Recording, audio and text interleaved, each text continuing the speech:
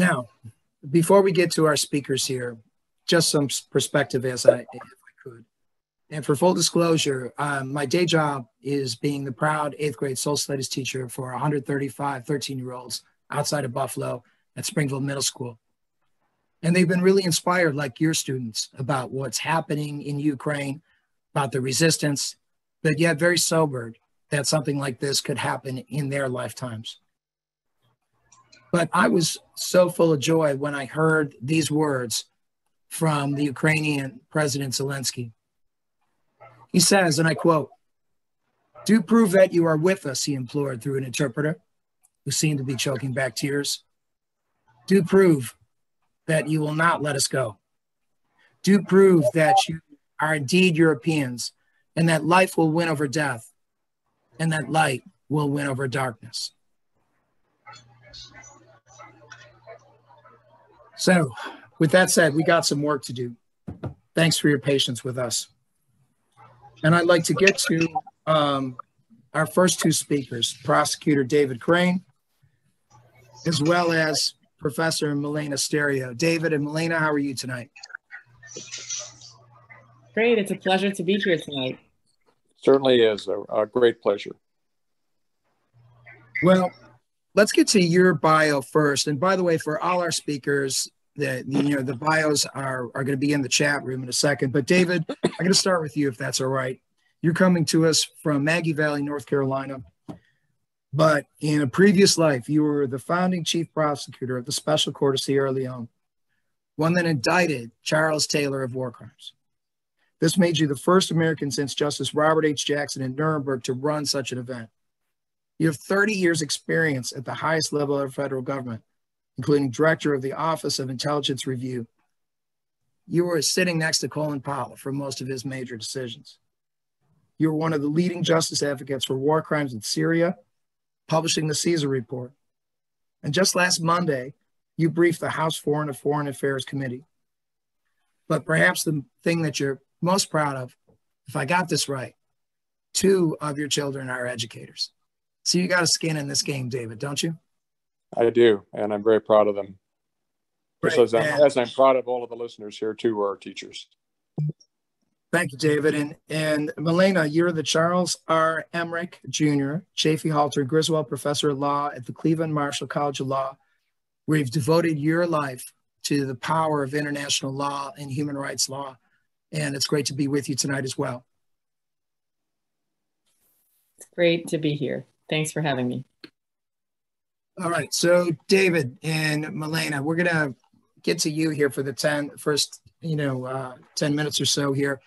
And David, the world changed a lot in the past 2 weeks. And I'm sure all the people on the screen are interested in hearing your perspective as to how it changed. It certainly has changed to a point where I would never have imagined that we are at where we are. It's, we've been living under the 75-year-old plus UN paradigm where we settle our disputes peacefully, and we only resort to force to resort to international peace and security. And that just went out the window 2 weeks ago when a European nation invaded another European nation for no reason. And it has caused the whole paradigm to shift and crack. But one of the things that I'm encouraged about is that it actually held, because the United Nations, 140 nations plus of the General Assembly, stood shoulder to shoulder and said, no, this is illegal, this is not right, and backed the Ukraine unequivocally. I think that's very important. We also saw a faltering organization that came together as one again when we were facing down the Soviet Union many years ago, and that is the North Atlantic Treaty Organization, NATO. They also are standing shoulder to shoulder, ready to defend democracy, and are obviously very, very much involved in the relief of the Ukraine. So even though the world has shifted, the good thing is, even though it's a storm cloud all around us, is that democracies, right-thinking people around the world stepped forward and completely shocked this tyrant, Vladimir Putin. David, you've been in some of the world's worst hotspots. What concerns you the most about this one? Well, to be quite frank, is that, even though I just told you that, the world is standing together, and that the world that I'm in, modern international criminal law, we're already taking steps to hold Vladimir Putin, his henchmen, and his commanders accountable for war crimes and crimes against humanity and the crime of aggression. I'm an old Cold Warrior. I began my public service career as a platoon leader in the 101st Airborne Division during the Vietnam era. And I've been fighting the Cold War up until the Soviet Union fell. Never once in the Cold War, to include the Cuban Missile Crisis, did the Soviet/Russian forces ever put their strategic nuclear arsenal on combat alert. Currently, as I'm speaking, Vladimir Putin has put all his nuclear weapons on combat alert. We are 2 seconds from Armageddon. And I think that that's something we also have to be very frightened about. And I am very, very concerned is that we have him in a corner. He has no way out. He's in a lose-lose situation. If he continues in Ukraine, he loses. If he pulls out of Ukraine, he loses. He's a desperate man, and he has his finger on the nuclear button. I'm incredibly concerned about this. But you said that there's some important things going on with the Security Council and the General Assembly. And I want you to hold that thought, David, to go to Milena here. Milena, when you hear what David's saying and you analyze this, I mean, you've been looking at international law for your whole professional career. What actual war crimes are happening? And, give us your general thoughts here on there's got to be so many things going wrong, but so many things are there right to address those, if I got you right. Yes. So it is unquestionable that Putin has committed or ordered to be committed numerous atrocities, and that Russia has violated fundamental international law rules. So as David already mentioned, Russia has violated the most fundamental rule of international law, which is the prohibition on states to use force against other states. Russia has attacked another sovereign country, Ukraine, has clearly used force against the territorial integrity and political independence of Ukraine. So there's a clear-cut violation of Article 2.4 of the United Nations Charter, and also of this fundamental norm of international law, the prohibition of the use of force. In addition, it seems from the latest set of reports that we're receiving from everything that has been happening in Ukraine, it appears that Putin has ordered numerous violations of another fundamental subset of international law rules called international humanitarian law, or the law of armed conflict, to be committed. So international humanitarian law dictates that military commanders distinguish between civilian and non-civilian targets, and that military commanders do not intentionally target their attacks against civilian objectives. We just received reports earlier today that a hospital in a major Ukrainian city on the Black Sea, which is apparently a key strategic place for Putin to conquer because it would link the Donbass region and the Crimean Peninsula for the Russian forces, that a hospital there has been intentionally targeted. A hospital is on its own not a military target. And so Putin, by ordering his forces to intentionally bomb this hospital, is committing a war crime. So these fundamental violations of international humanitarian law give rise to war crimes. And our hope, I'm sure David would agree with me on this one, is that Putin and some of his military commanders do face accountability at some point in the near future for these war crimes.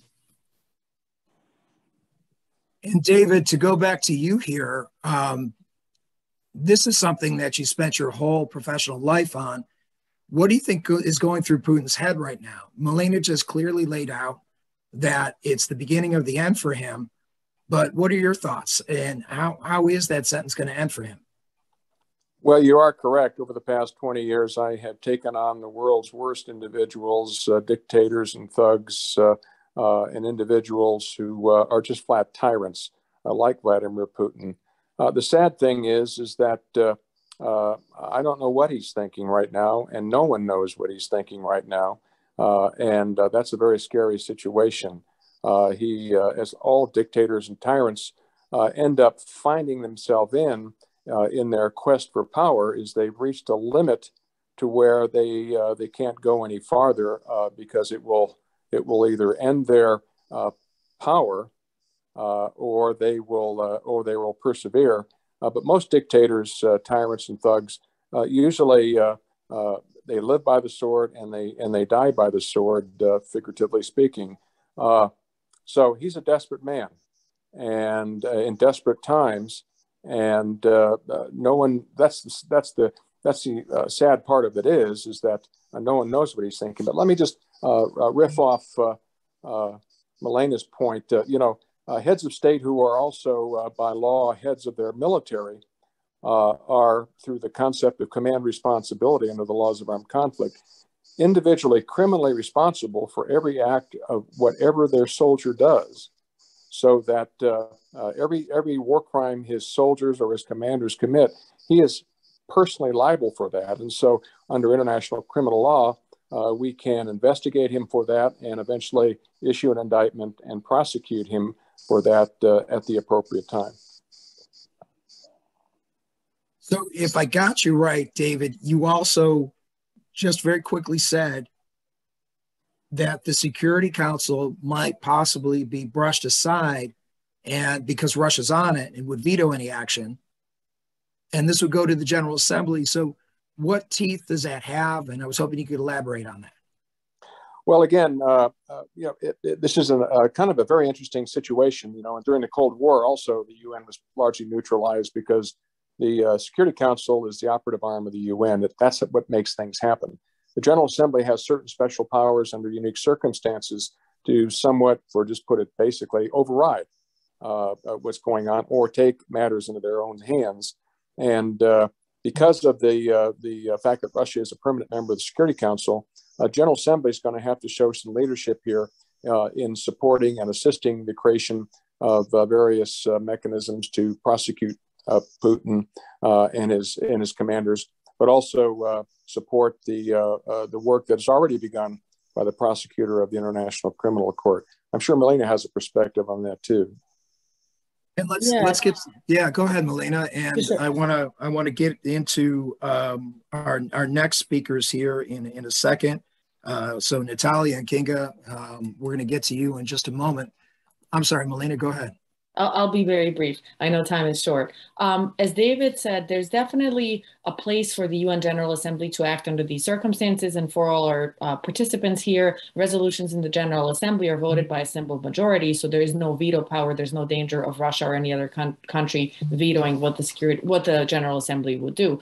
There is some precedent for General Assembly actions in these circumstances. And so there is a possibility of the General Assembly, for example, working with Ukraine to create a hybrid tribunal, which could then prosecute Putin as well as possibly other Russian leaders for some of these war crimes. So there's definitely a place for the General Assembly to act under these circumstances.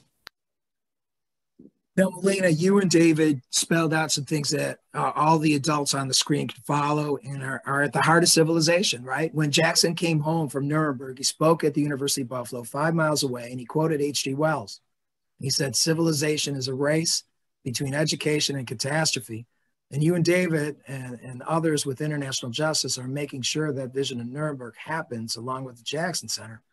But what would you, if you walk by our room, Milena, like my room 305 at Springville Middle School, and hopefully you're the kids talking and not me, but what would you hope to hear about the conflict in Ukraine in my classroom or in any of the classrooms that are on the screen tonight? What's something that isn't being mentioned in the news that you think is crucial? And then David, I want to come back to you for that same question.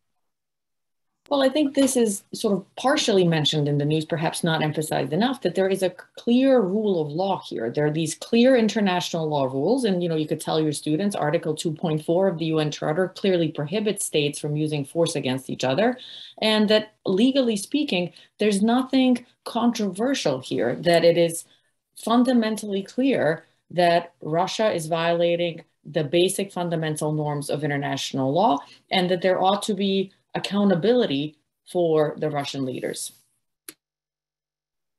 Wonderful. David, how would you answer that question? What would you hope to see walking by any of our classrooms?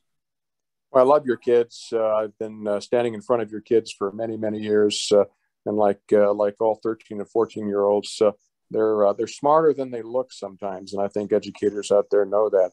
I would just look them in the eye and say, despite the gloom and doom, the rule of law is more powerful than the rule of the gun. This the end, the beginning of the end for Putin, David? Yes, it is. Milena, would you agree? I would agree because, as everything that David has already said, he is cornered. I think he's starting to act erratically, irrationally. The question, though, is how do we, how do we act quickly enough so that the people of Ukraine don't suffer too much between now and the end of the Putin era? Well, and speaking of Ukrainians, Milena, thanks for that transition. Our next speaker here is the incredible Ukrainian Canadian educator, Nataliya Nayavko. And Nataliya, how are you tonight? I'm fine, thank you so much. I'm very happy to be here with such a nice audience. I would like to say a couple of words about myself. I was born in Ukraine and I have spent the whole my life in Ukraine. I have been in Canada only for the last 5 years. I work with Ukrainian bilingual programs here as I'm a language and culture advisor at Alberta Education. But before that, I was a teacher of English in a Ukrainian school. I have 24 years of experience teaching students, working with them on different social, educational, and volunteering projects. I worked with students and helped them raise awareness, contribute to various areas of their community, and become global citizens. Wonderful. Now, you're a Canadian educator out of Alberta, but your heart's in Ukraine. And walk us through that, Nataliya. What have you been thinking and feeling? And we'll get to what you're doing and how we could potentially help you. But walk us through, give us a window into your soul here a bit and into your heart. Thank you. Actually, that was the hardest week in my life, I would say. On February 24th, we woke up to the announcement of a Russia invasion. The war was in the air for about 3 months, but in Ukraine, people lived their peaceful life. Everyone was doing their duty, like nobody spoke about war. But then tanks crossed the Ukrainian border, planes entered our airspace, and missile launchers surrounded our cities, all at once on the 24th of February. And despite assurance from Kremlin-backed propaganda outlets who call this a special operation, in fact, the mass murder of Ukrainian civilians happened. Perhaps the most terrifying and devastating of this invasion are the child casualties. Let me give you some examples. 80-year-old Elise, who died on the streets of Ochtyrka while her grandfather tried to protect her. Or Polina from Kyiv, who died in the shelling with her parents. Or 14-year-old Arseny was hit in the head by wreckage and could not be saved because the ambulance could not get to him on time because of intense fires. In Mariupol, as you mentioned already, a child died from dehydration the day before yesterday, and yesterday the maternity hospital and the child's hospitals were bombed. Why? Russia has launched a devastating attack on Ukraine, a European democracy of 44 million people bombarding its cities and closing in on the capital, Kyiv, prompting a mass exodus of refugees. We are in the state of war for 8 years in the Donbass area and Luhansk area, but nobody would even thought about having tanks and all these missile strikes in Kyiv and other peaceful cities. I'm shocked and furious by the human suffering the war is causing. The cities are bombarded, people are fleeing to neighboring countries. Thank you so much to our neighbors who host them. Ukrainian officials report scores of civilian casualties from air and missile strikes and shared videos of munitions hitting civil and residential buildings. Even as Russia maintains it, it's only targeting military facilities.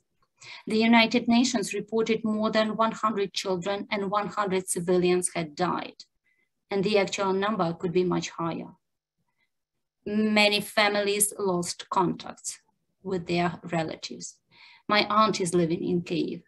She is living in the hospital for the whole week already, for 2 weeks already. She is a doctor. She is a doctor on call. Yeah, towns and cities are under fire, and it's very, very hard. I go to bed. I could not sleep. I go to bed and with the news in Ukraine, and I wake up with the news, what is happening in Ukraine. Are my relatives still there? My parents live in the western part of Ukraine. They are more or less safe, but actually there is no safe area in Ukraine right now. But Nataliya, is distraught as you are, you're still taking action. And I was really inspired, as Kate English was, to hear about the actions that you've taken in the past 2 weeks with your friends in Canada. And I was wondering if you could elaborate on those and potentially how we could help. Actually, everybody does what he or she can. People demonstrate strong spirit and desire for independence in Ukraine. They are defending their land. And we hear, there are lots of Ukrainians all over the world, because Ukrainians were prosecuted all their life. We were fighting for our independence, but Russia empire absorbed Ukraine for some time.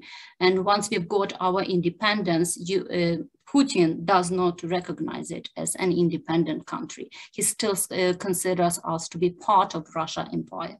This is not true. But people here in Alberta, they wanted to help Ukraine. People started bringing things to ship over to Ukraine.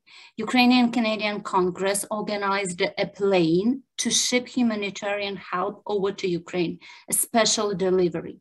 And there was a call to bring donations, and within 2 days, the plane was full.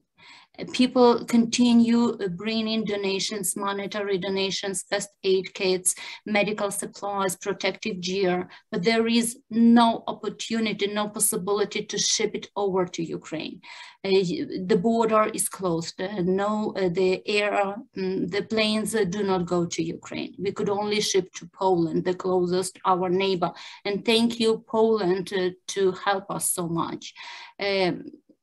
But people are still bringing things. They want to help. What we do, we buy tickets we buy plane tickets, and we take 10 suitcases of special things that we can bring to Ukraine. So we travel like tourists to Poland, then volunteers take all these donations, all this humanitarian help, and take them to different areas of Ukraine.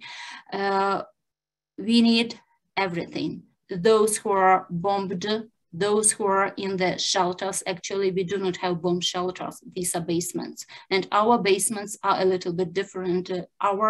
Ukrainian, are a little bit different from basements here in America.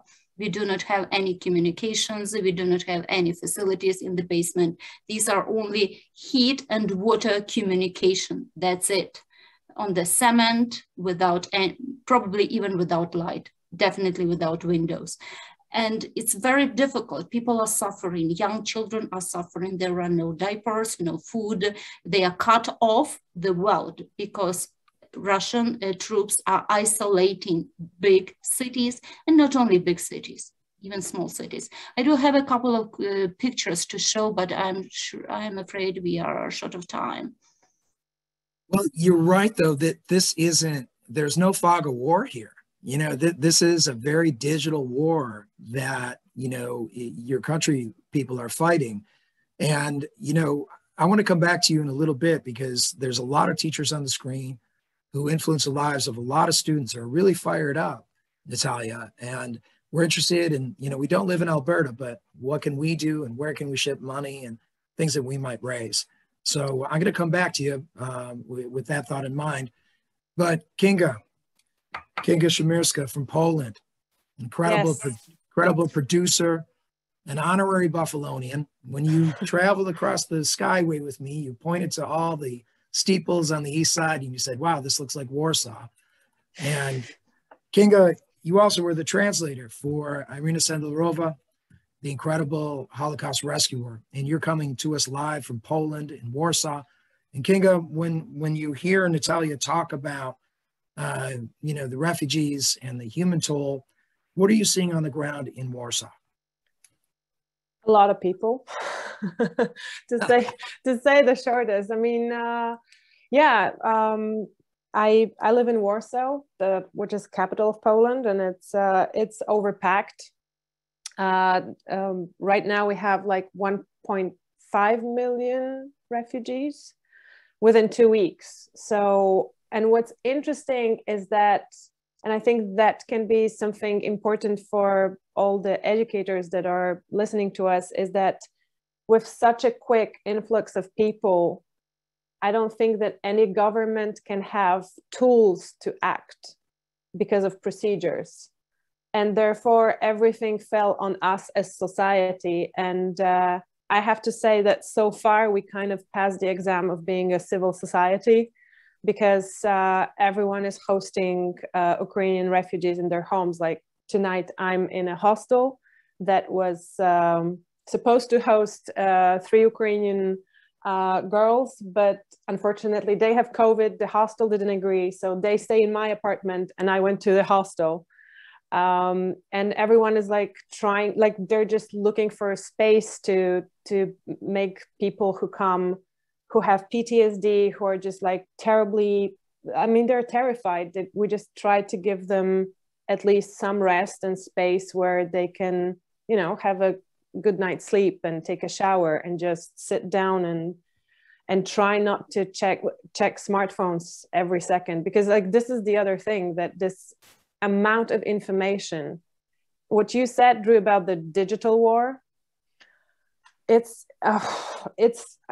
actually like, how you say, like this stick has 2 ends. And on one hand, it's incredible how quickly you can get the information, but the amount of information, and that it really it's burdening people. And I can see like this Ukrainian friend that is in my place. She doesn't sleep because she's safe now, but she reads news all the time. And I'm like trying to explain to her, like, girl, you need to go to sleep. And it's extremely hard for people who come to us. So yeah, that's how it looks on the ground. But also to what earlier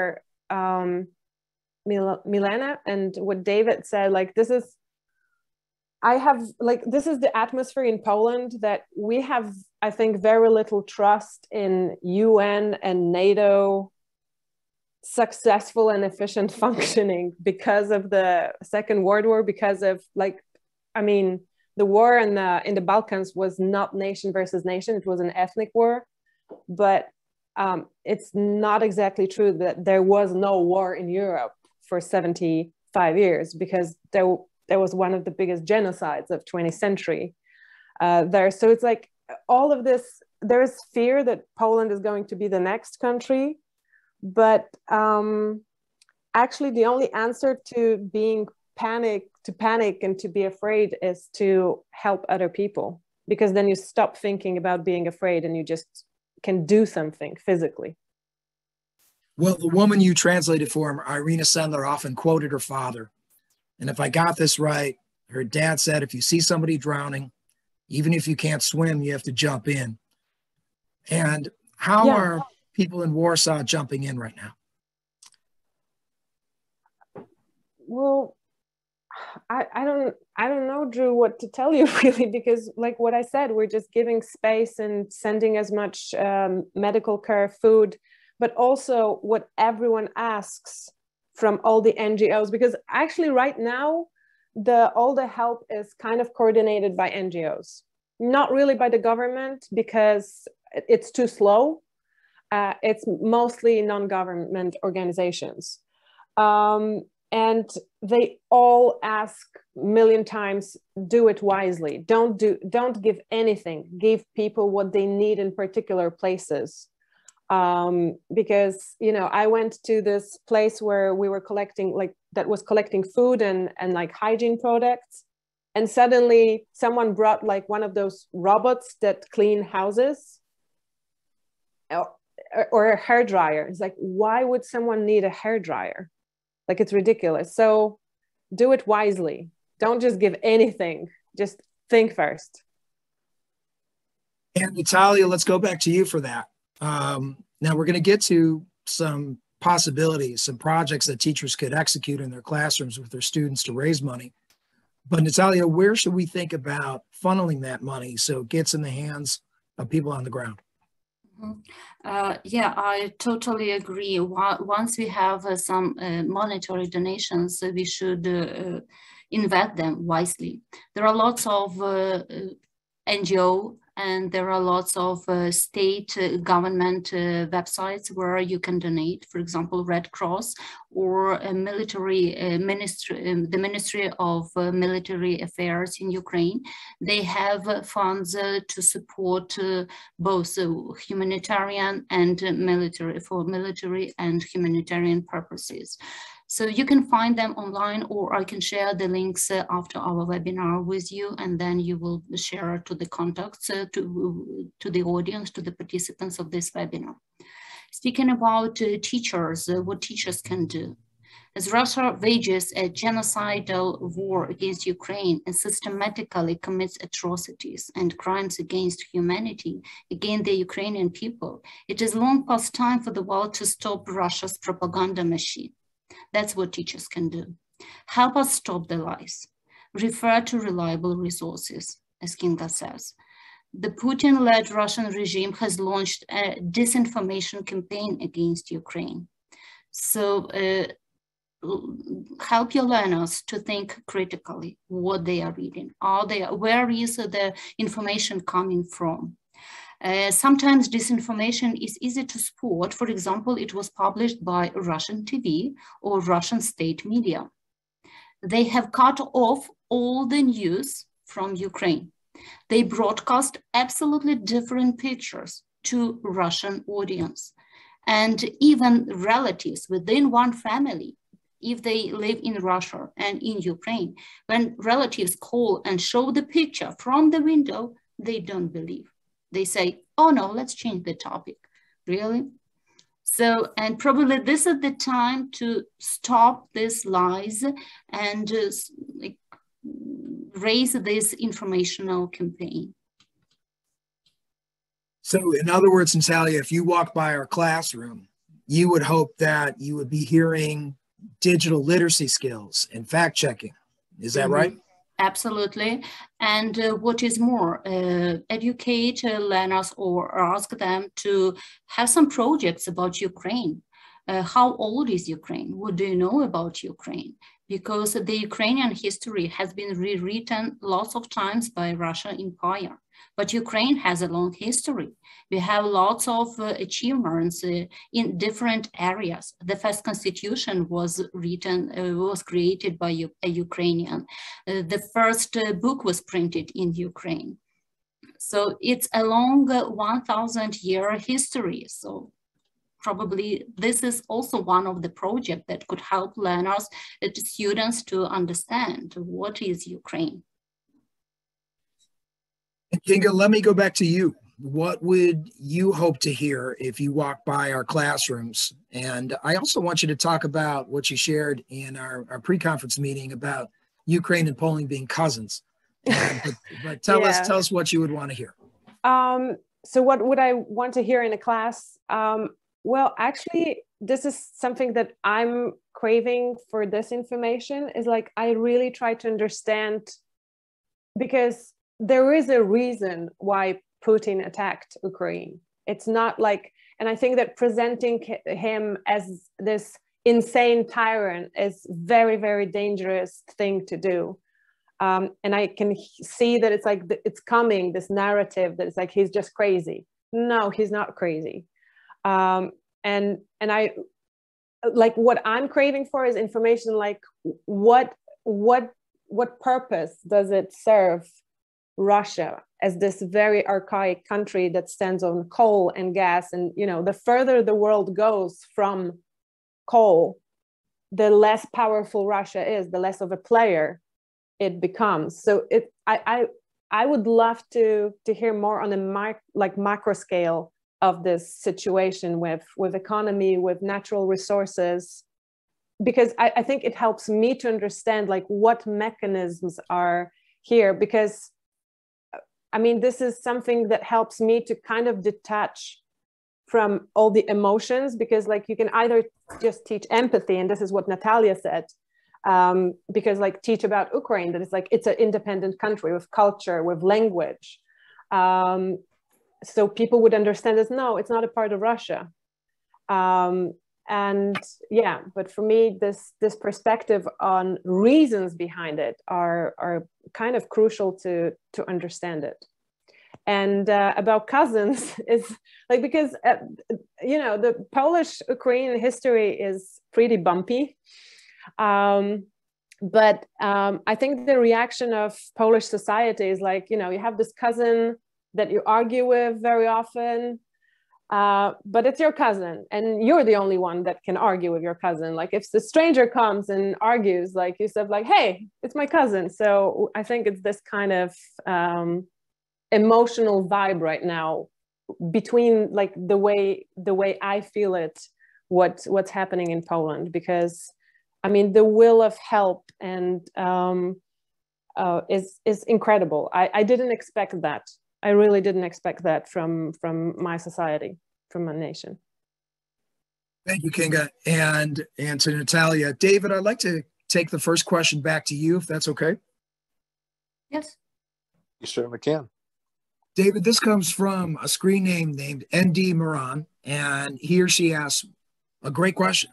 What historical comparisons are most apt for students to understand as to what is currently happening? So, I mean, you were schooled by prosecutors such as Ben Ferencz, who's celebrating his 102nd birthday tomorrow, who is, you know, one of the prosecutors at Nuremberg.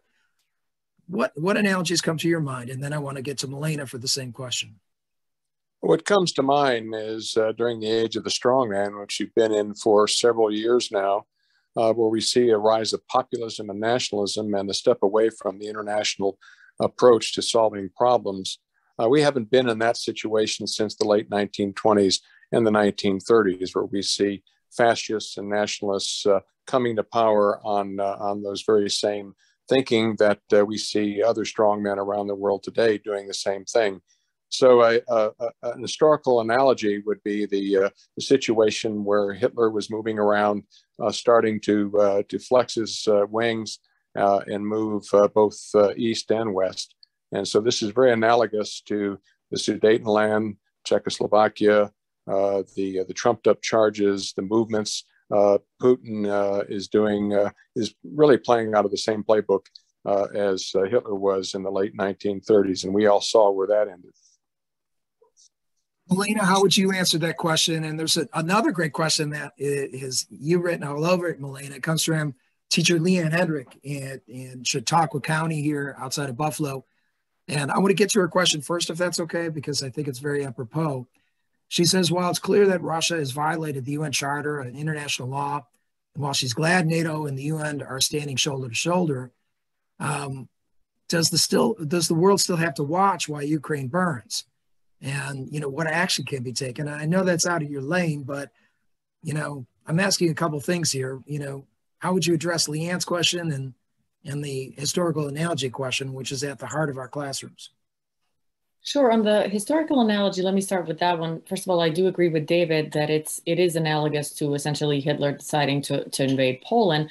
The other analogy that I could make here, referring to actually Soviet history, you know, in 1979, the Soviet Union invaded Afghanistan and stayed for about 10 years. And the other analogy, you know, that I would make here is that the Soviet Union essentially withdrew from Afghanistan after about 10 years because they realized it just wasn't sustainable. And I do think that Ukraine, the Ukrainians have shown such tremendous courage and such tremendous resistance that I also think that Putin is going to realize that this is just not sustainable. And maybe that's just me being, hopeful and optimistic, but I do think that it's, somewhat similar, at least from a military perspective.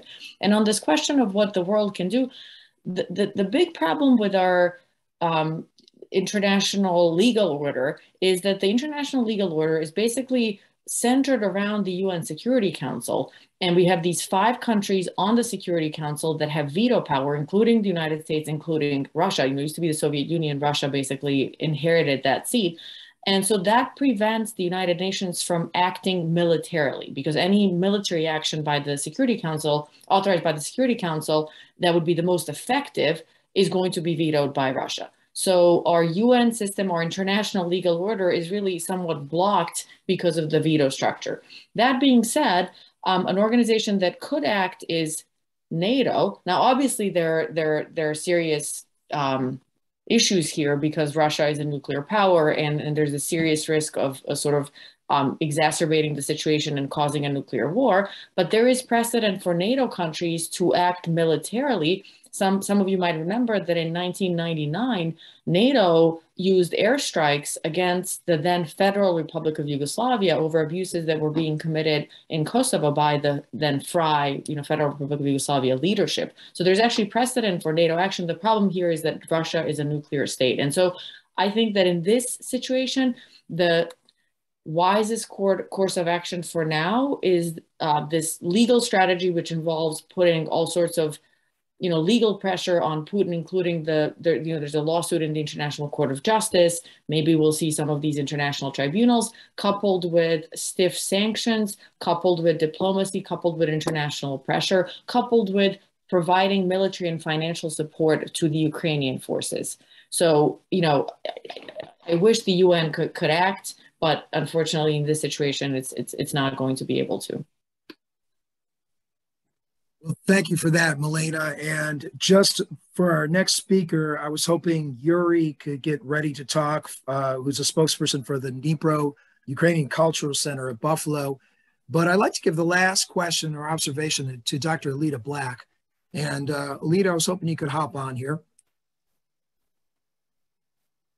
And it might take her a second, but having her expertise on the call is always a valuable thing.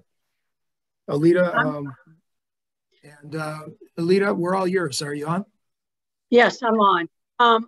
I just want to say to all of the speakers here, this is the clearest presentation on the challenges of Ukraine that I've heard from my people who are involved in the State Department, in the White House, and in the UN.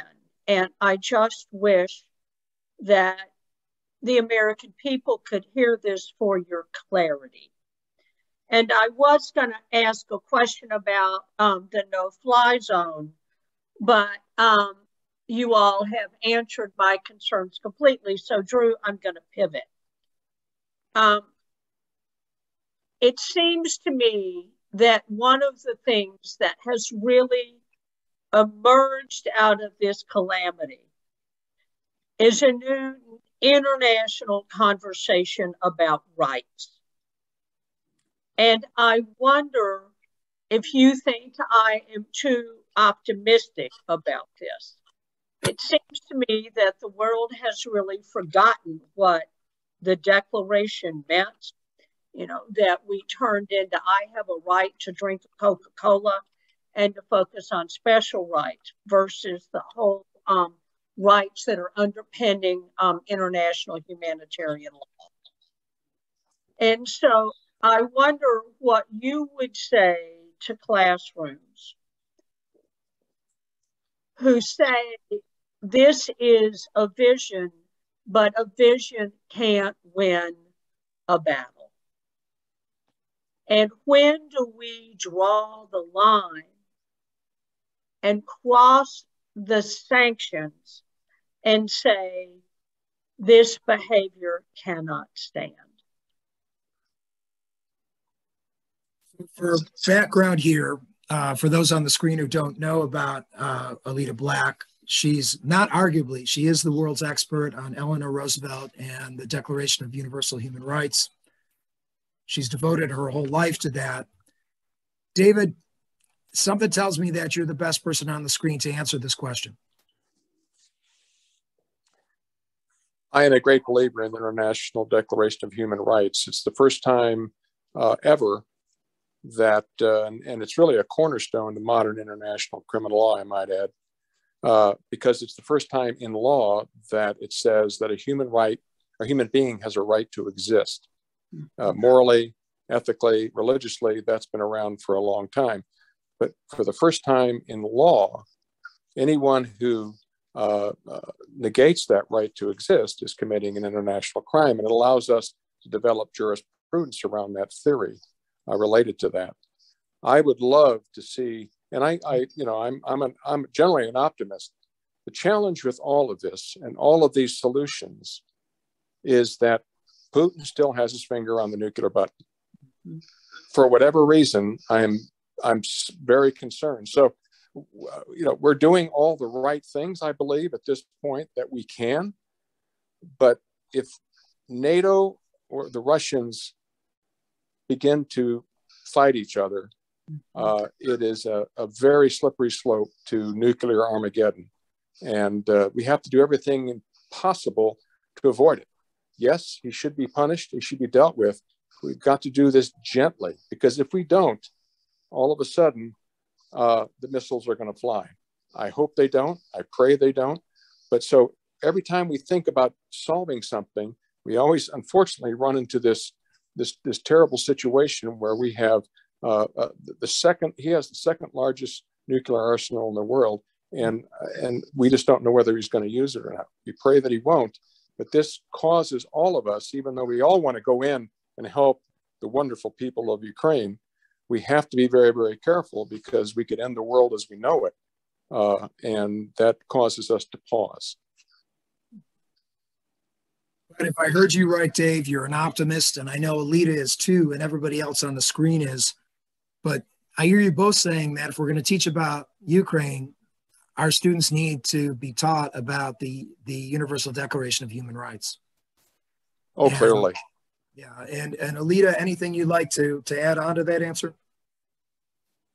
Yes, I just, David, I do a lot of work in Liberia. I work closely with President Sirleaf, and I just want to thank you from the bottom of my heart for what you did to put Charles Taylor under the jail. But well, thank you. So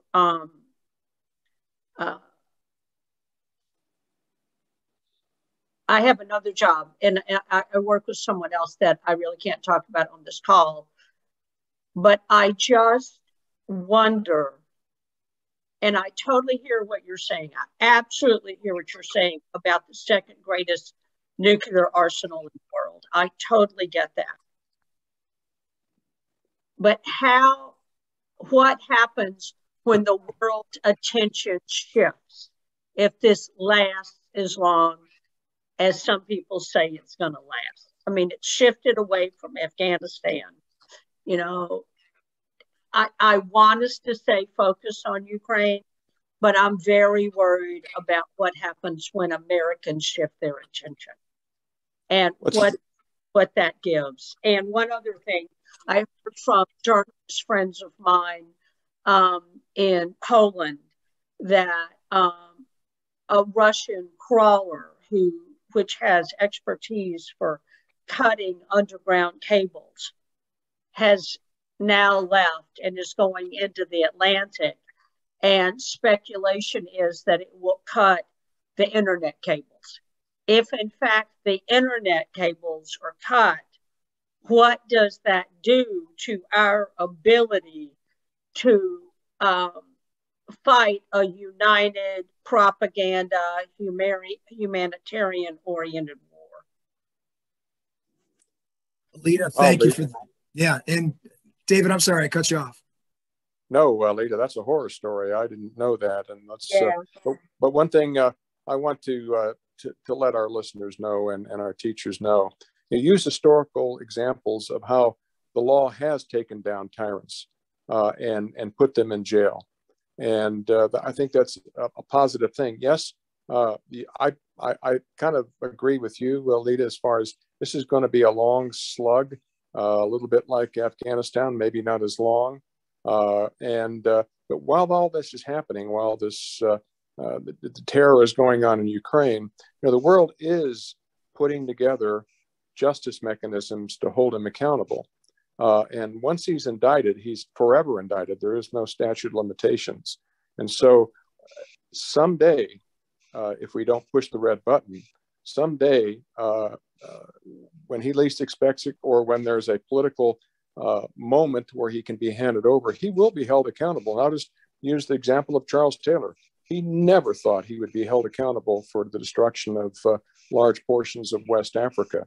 Yet he now sits in a maximum security prison in the United Kingdom pretty much for the rest of his life. So it can be done. And so if we just stick to it, I think we can prevail. But yeah, there are some challenges. And, we are a 5-minute society, and we move on very, very quickly. But I tend to think that this isn't going to happen. The world is outraged. Like I said at the beginning of my remarks, we have stepped away from the 75-year paradigm, and we're working our way through a new forest. And I don't know where we're going to come out, but I still tend to think that the law is going to settle this. Right. That's what I wanted to hear. Well, thank you to both that. And let's go to, we always like to take it from the macro to the micro. And it doesn't get any more micro than the incredible people at the Ukrainian Center of Buffalo, the Dnipro Center. And Yuri, are you on the call tonight? I'm on, and I believe I'm unmuted now. First off, thank you for inviting me. I'm honored to be in such company. Let me point you initially real quick to some resources. I'm the chairman of the local chapter, the Buffalo chapter of the Ukrainian Congress Committee of America. The Ukrainian Congress Committee of America, just as the Canadian Ukrainian Congress, formed some 70 years ago with many immigrants post-World War II arrived in the United States and sought to organize and to try to figure out how to reestablish Ukraine as an independent nation again, having become Ukraine having become part of the Soviet Union, the Soviet Empire. So I would encourage you, if you want some information, go to ucca.org, Ukrainian Congress Committee of America. Secondly, for research purposes, and if you want good resources to pass along, the Harvard Ukrainian Research Institute in Cambridge is a repository of a lot of good information, historical and current, that can put the current situation in perspective. The Ukrainian community, Ukrainian American community in Buffalo has really ramped up quickly in the last 2 weeks, of course, but we've been at this for 8 years. Since the initial incursion into Crimea and the fight that started in the Donbass region, we've been shipping medical supplies, about 30 tons worth over the course of the 8 years. For a Buffalo self-organized community, not too bad. And many other cities have done the same. And we raised some money in the process. In these 8 years or so, some 14,000 people have died in the process of this Russian incursion, insurgency in the east, and then the ongoing conflicts. It looks like we're about to hit that number in just 2 weeks now, doubling the number of deaths on the front line and in the civilian population, which is tragic. The method of warfare that Russia is using is starting to look like what they did in Syria. They're bombing residential areas. Of course, you heard about the most recent children's and facility. They've hit not the core, but they hit an ancillary building. It's the largest nuclear reactor site in Europe, and that is in Dnipro, on the Dnipro River. Dnipro, which was called Dnipropetrovsk. But Ukrainians, just as they were very careful not to allow a false flag to instigate Russia coming up on the actual invasion, now have very resiliently beat back the forces. They're dying. Today was a very bad day, and especially in the vicinity of Mariupol. Mariupol, as you know, is on the southeast corner of the nation, and it's a major strategic hurdle for Russia to try to overcome. Mariupol, the people of Mariupol back in 2014 stood up and held the city and asked the Russians to please not save them. That's not what they were looking for. You touched on a lot of things, so I'm not sure which direction you want to go. Well, Yuri, just quickly here, because you're an engaging person here, and I knew that, but I'm struggling just to condense things. So in a short answer, A, what would you like to hear if you walk by our classrooms? And B, what's going on here in Buffalo that we can all be a part of? All right. First, as been mentioned before, I'd like to admonish people, please don't bring clothing, used kitchen appliances, etc. This is not what Ukrainians need. We do need emergency medical supplies. We're still shipping them as best we can. Unfortunately, there's bottlenecks in Toronto, in New Jersey, and indeed in Warsaw. There are containers that are sitting right now that haven't been transferred because they don't have the personnel. But regardless, we do have some fast-track methods of getting stuff over there. We've been in touch with people in Poland and in Ukraine still. We do have some contacts that are still in Ukraine and still working with the medics there. Let me just briefly answer one question that was asked previously. What it is that Russia wants with Ukraine. Ukraine is indeed a threat to Russia, and it is because it's a prosperous, educated, democratic nation on the border of what is a criminal kleptocracy running a nation out of Moscow. And the Russian people are not served well by this. And when they start to realize that maybe they want to be more like the West, things are going to completely topple for the regime in Moscow. That's what they're really afraid of. Sure, Ukraine has resources, agricultural, mineral, etc. That's the real political struggle. What we need is to keep America engaged. Now, America has been restrained, just as Ukraine was restrained initially, and dealing with this very carefully and very smartly, not to escalate the war. The last thing we need is for this to blow up through all of Europe and for that matter, the world, if somebody trips up and uses weapons we don't want to see used. With any luck, some generals in Russia itself will come to their senses and realize that this is a no-win situation and turn it around there. But here, we need to keep the United States engaged. The Ukrainian Congress Committee of America, its mission has been to work with the Ukrainian Congressional Congress, the Senate Ukraine caucus, to engage the United States government on Ukrainian American affairs, on Ukraine affairs, to try to move things in the right direction. So we're going to continue to do that, to fight that information battle. Thank you, Yuri. And for the Buffalonians on the screen, I hope you join me in meeting Yuri in person this Friday night from 6 to 8 for another Friday fundraising dinner at the Ukrainian Center, which is just an incredible experience. And Yuri, thank you for your time here tonight. And I'll look forward to seeing you, tomorrow night. But I'd like to spend the last 10 minutes of our conversation here focusing on teaching materials. And Kate English I'd love for you to share your screen here in a second. And for those of you who don't have the pleasure of knowing you, you spent your whole life engaging students and teachers as to how to teach about the Holocaust and why mass atrocities matter. And now you had the Educators Institute for Human Rights in Washington, D.C. You've traveled to all the world's killing fields in Bosnia, Cambodia, Rwanda, in Ukraine. You've engaged Native American teachers, to talk about the boarding school movement.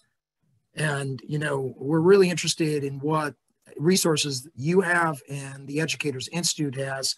And if I could kindly ask that we could listen to you for an hour here and be better people and practitioners. But in the next 5 minutes, Kate, tell us what teachers should know as far as you're concerned. Thank you very much, Stu. You're very generous in your bio. I am going to do a quick screen share. I've got just a couple slides and I will get through them quite quickly. So we have all these definitions. We know that, as I indicated earlier, that we need to make sure that our students are using the actual terms and definitions. And these things are flying around the news right now like crazy. The words genocide, ethnic cleansing, all of these things that we see on the screen. And these are linked. Once again, when we share them, they'll take you to either the UN resources that define these things, or in the case of mass atrocities, to a reliable source from the US HMM. But very briefly, super fast and oversimplifying, we're going to just grant that when we look at genocide, we're talking about the intent to destroy a group. That's the key factor. And there are 5 distinct means by which that can occur. If we're talking about crimes against humanity, it may involve mass killing. It is systematic. It's directed at civilians. There's prior knowledge of the attacked. There may not be, in fact, there is no intent to destroy the group. It may be a means to an end. So like if your kids and your students have watched the movie Avatar, they don't care about whether they kill the Na'vi people or not. What they want is what's in the unobtainium in the tree roots. And they're going to kill anybody that gets in their way systematically with knowledge of the attack. But the other end of that is that it could include enslavement. So our own history with enslavement here in the United States, by this definition, would definitely include a crime against humanity. War crimes, again, super oversimplified, but for students, one way to think about a war crime is that they are inhumane acts committed by combatants against non-combatants. There is obviously a lot more to it than that, and click on the link when you get this to read more.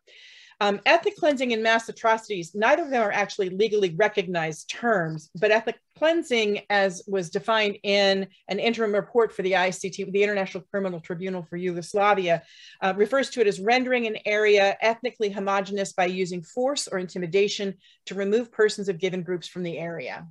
And then mass atrocities would constitute large-scale systematic violence against civilian populations. Generally an umbrella term for all of the things that we see here. It has no formal legal definition, but it usually refers to everything we're seeing on this screen. So the question is, why do these definitions matter? And I actually, a former student is on here, and I know she saw this question in class, that, why do we care? Why would a student care how we're defining these things? And it matters in a big way about how we respond.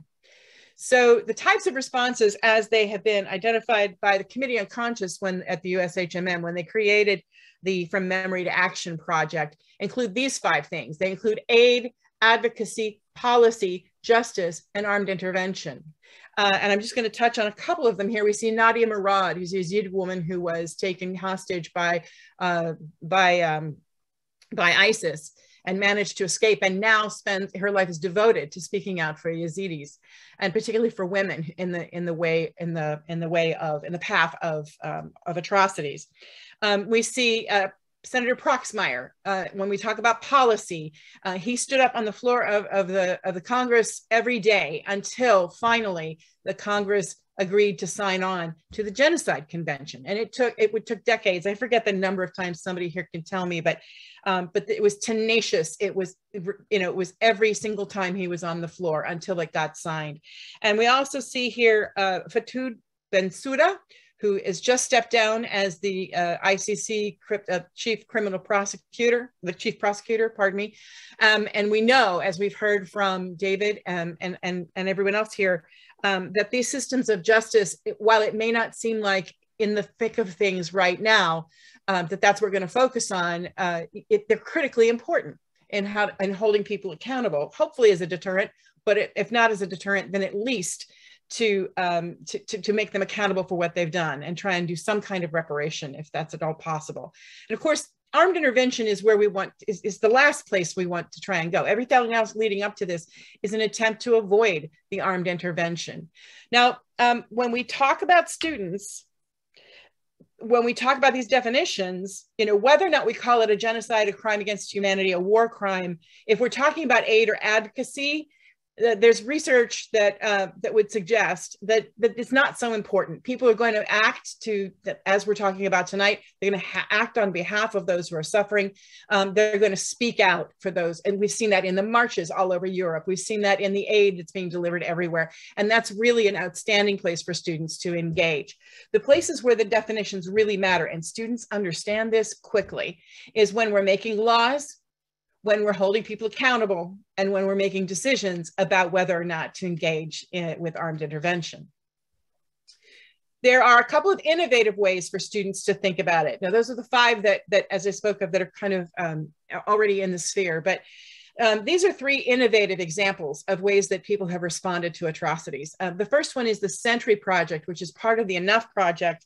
And it's there to engage the financial sector to follow the money that funds atrocities. They literally cut off, they get into the banking systems and they cut off funding for genocidaires and other people who are perpetrating atrocities.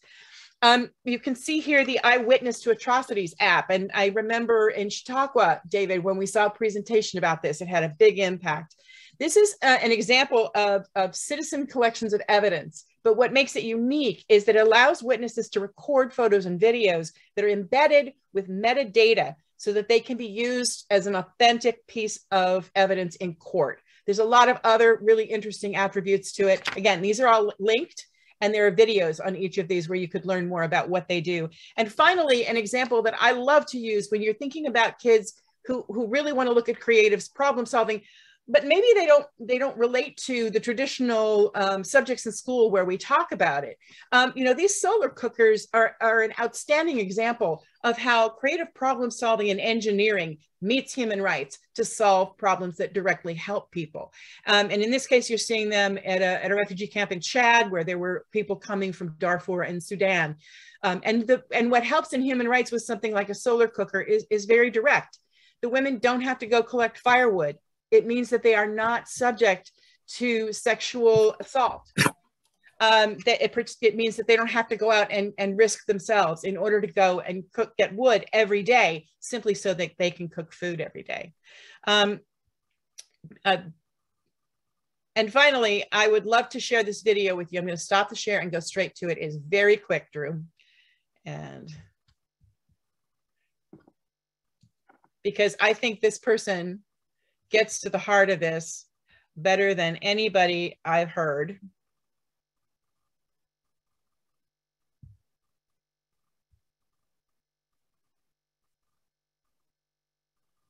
The issue of genocide came to existence, and people are debating it and sometimes wrangling on over it. I would say, look, guys, I'm a Darfurian. There is a real issue here. Please don't reduce the suffering of my people to a mere issue of semantics. If you believe it is genocide, I urge everybody to act as if it's genocide and do what people do when they are faced with genocide. If you believe it is a crime against humanity, act as if it's a crime against humanity. If you believe it is just a civil war, like some people would like to describe it, act as if it's if somebody believes it's a street fight, call 911 and have the police deal with it. But don't stand on the sidelines arguing whether this is genocide or not genocide and what we then do. You have to act within your belief today and now. And with that, I would say that as much as it's important for students to understand the definitions and why they're important, in the end, we don't want to get stuck in the language that would prevent us from actually taking action to help people. Well, thank you, Kate. And let's make a date to have you back, for our audience here in Buffalo and around the country to hear more about not just your thoughts, but, your background here, because you've seen these things firsthand. But quickly, in the next 2 minutes, most of the teachers in the audience here are here for stuff, as George Carlin used to say. We know you're interested in teaching about Ukraine. We know you're members of the choir here. But in the next 2 minutes, we want to come in hot and heavy and give you concrete things you could use almost tomorrow. And to start things off, Kate mentioned EIHR's resources. They're going to be in the chat room here. There's a number of great resources there. Thank you, Kate, and your team around the country and world for producing that. And Katie Kirker has produced this fantastic, quick and easy, understandable resource document that will also be in the chat room that's on the Academy's website. But Tim Redman, if you could come on the screen here, Dr. Tim Redman, who's going to have a book published in June here about our political rhetoric, which we can't wait to have you on a webinar for, Tim. Tim, on the Academy's resource page, you have a CRQ document there, and I was wondering if you could briefly talk about that. Sure, thanks, Drew, and I'll be real quick, because I know we want to get to the giveaway here, but I want to just quickly thank some of my colleagues at Williams-Veliz, Carrie Faye Daly, Marcus Miranda, the notorious N.D. Moran, Kathy Bailey for giving me some invaluable input on this, but we have a CRQ style activity that if you're interested, where we have a couple all political cartoons, you go through the historical circumstances, point of view, and then similarity and difference. There's 2 documents, one with Hitler's response to the end of World War I, comparing that to Putin's response to the end of the Cold War. 2 documents looking at the annexation of the Sudetenland, comparing that to the incursion of Crimea in 2014. And 2 other documents looking at the German-Soviet non-aggression pact, and then the relationship, as you could see there on the screen on the right, between Putin and Xi. Thank you, Tim. And that document in PDF form is on the Academy's website. Now, briefly here, there's some other things that you can use that we have like a self-serve gallery there for you. And the first is a video tour. And a video tour is an easy way for your students to listen to the experts of the world. Imagine if Einstein had a YouTube channel 80 years ago. It would be malpractice not to use it. So these are 4 videos that I had my students look at and analyze in Springville. Now, the key is to have them use their headphones. You could play this on the big screen, but it would be boring as hell. But by having them have their headphones in, they're having an intimate relationship with the video, which is where you want them to be. In other words, the experts are doing the teaching, you're just facilitating it, which is fantastic. Secondly, speaking of digital media, I spent last Friday playing the daily podcast with Michael Barbero. And specifically, it was the one on top, Why Russia Has Defeated Ukraine. While they were doing that, I realized I could share images that the experts were talking about on the screen in real time. You could have dropped a pin in the room. And of course, they had to fill out a student guide that allowed them to learn about this crisis in real time. Then 2 days ago, I had them make an informational flyer to use those powers of persuasion that are so important no matter what profession they're entering into, from being a hairstylist to a concrete foreman to the head of the UN, being able to pare down an argument to its most essential elements are crucial. And that's what they did with these flyers, which are a dated medium overall, but really perfect to spread around your middle school or high school. The directions for those and the documents are going to be in the chat, on the webpage. There's a diary entry pretending you're a Ukrainian refugee. Really easy for kids to work with, and they love it. And for your higher flyers, I suggest that you have them write a policy paper to the president. And even, for those of you who can, have them, write an email to someone in power. That's what it's all about. To quote Senator Paul Simon, we need to really shake the trees. and have everybody on the screen call like Ann Simon did to her senators in Connecticut last week to make sure that they know that this is unacceptable and this is what we stand for as Americans. Now, if I could leave you with this thought before we get to Ann, it's one thing just to hit their heads, but it's got to go to their heart and to their hands. So wouldn't it be wonderful if we could get all the teachers on call to host a walkathon for Ukraine? Now, what this would mean is that the students would get pledges. The teachers would get pledges from their friends and family. And then you as a teacher would facilitate the walk and then send that money to the International Rescue Committee, which is formed by Holocaust survivors. I mean, there's cookie sales, you name it. Teachers, this is what we do, right? But now the political moment is right. There's very little friction on this issue. So I encourage you, implore you to talk to your school board presidents and principals for how you can channel this energy right here, right now. So on behalf of all of us here at the Academy for Human Rights, the Educators Institute for Human Rights, and the Robert H. Jackson Center, I just want to thank all of you for being here. And this is the start of a multi-year conversation, isn't it? But to maybe put a lighter moment on our time here tonight, I'd like to introduce an Academy supporter, Ann Stagg. And Ann, you've got something nice for the teachers here that your donations made possible. And I was wondering if you could describe the winners of that were chosen randomly of the 5 Ukrainian flags that we're going to send out next week. Well, first of all, Drew, I just want to say congratulations to you and everybody concerned who organized and presented this program tonight. I want to do it right over again. I'd start at the beginning and go right straight through. It was an incredible presentation. So thank you all so much for this. The winners of the Ukrainian flags are mostly teachers. From the Brown Junior High School in Henderson, Nevada, we have teacher Desiree Cavazos.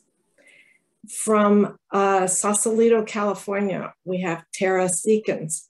From the Talpias High School, we have teacher Jeff Schrober from the Frontier High School in Hamburg, New York, and teacher Sheila Hansen from Stevens High School in Rapid City, South Dakota, and teacher Abra Koch from the Loveland High School in Midland, Ohio.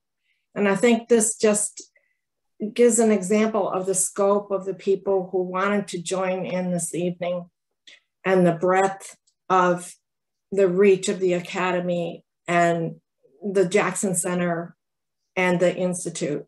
And it's so impressive, makes my elderly heart beat fast.